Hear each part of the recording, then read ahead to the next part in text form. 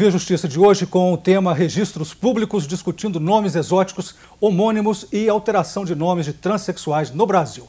Participam do programa o juiz Fernando Humberto dos Santos, da Vara de Registros Públicos de Belo Horizonte, e o advogado Luiz Fernando Valadão, diretor do Instituto dos Advogados de Minas Gerais e também procurador do município de Belo Horizonte. Vamos falar agora sobre os homônimos, pessoas que têm o mesmo nome. São conhecidas as dificuldades delas na sociedade, mas uma decisão do Superior Tribunal de Justiça dificulta a troca de nome no caso de homônimos.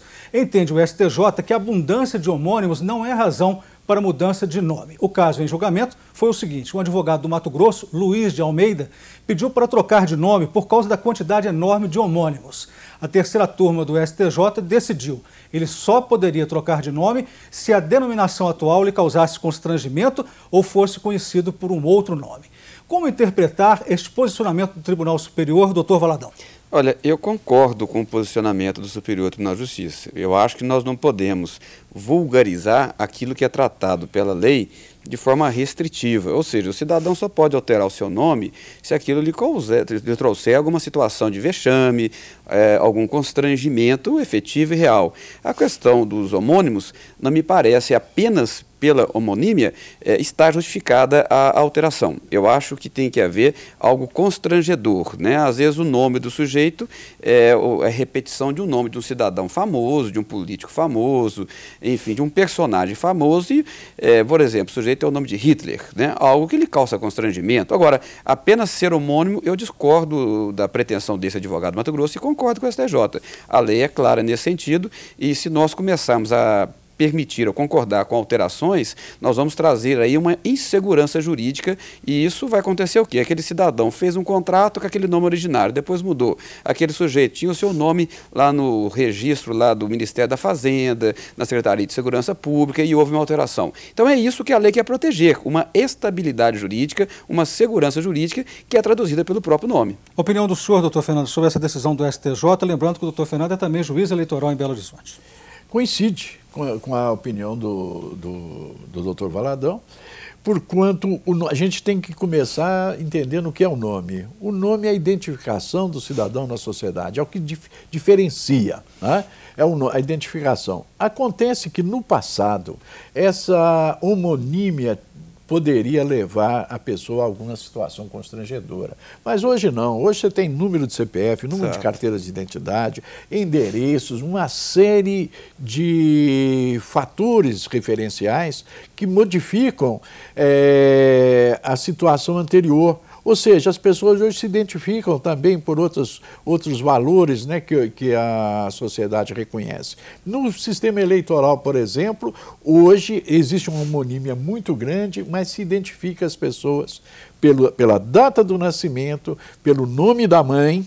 É assim que se localiza. Eu quero saber se Luiz de Almeida é eleitor. Esse Luiz de Almeida, tendo o nome da mãe, tendo a data do nascimento, provavelmente vai identificar um só. Doutor Fernando, até para a distribuição de ações hoje no fórum, parece-me que se exige o CPF. CPF, então até o risco do sujeito amanhã ser identificado como réu em várias ações de cobrança e tal, e a tendência disso hoje também é desaparecer. Desaparecer. Alteração de nomes de transexuais. Um juiz do Rio Grande do Sul autorizou a troca de nome de um transexual, sem a necessidade de mudança de sexo.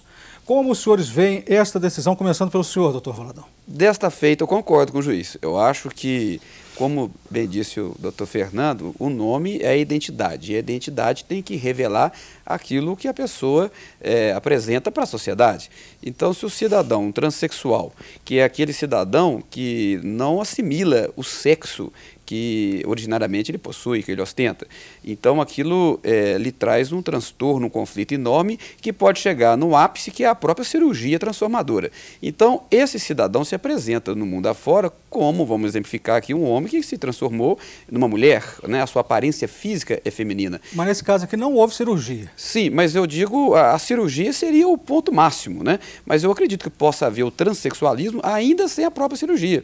A cirurgia seria o fecho final convencional, digamos assim. Mas no mundo externo não precisa chegar tanto. Então eu acredito que para haver essa identificação entre a sensação subjetiva dele, entre aquilo que ele apresenta para o mundo exterior e a sua identificação, eu acho perfeitamente possível essa alteração. É lógico que também, como eu já disse há pouco tempo atrás, não se pode vulgarizar, né? Você não pode pegar, diferente da situação do homossexual, né? Que é aquele sujeito que não precisa passar pela transformação externa, mas tem preferência sexual por pessoa do mesmo sexo. E do travesti também. E do próprio travesti, exatamente. Então nós estamos indo num ponto extremo, que é aquele que o próprio psique da pessoa o identifica como um sexo diferente daquele que ele originariamente ostenta, para o mundo exterior a mesma coisa, e aí eu acho que é apenas uma acomodação da realidade fática à realidade jurídica. Nós vamos para mais um intervalo e voltamos em seguida com o bloco final do programa.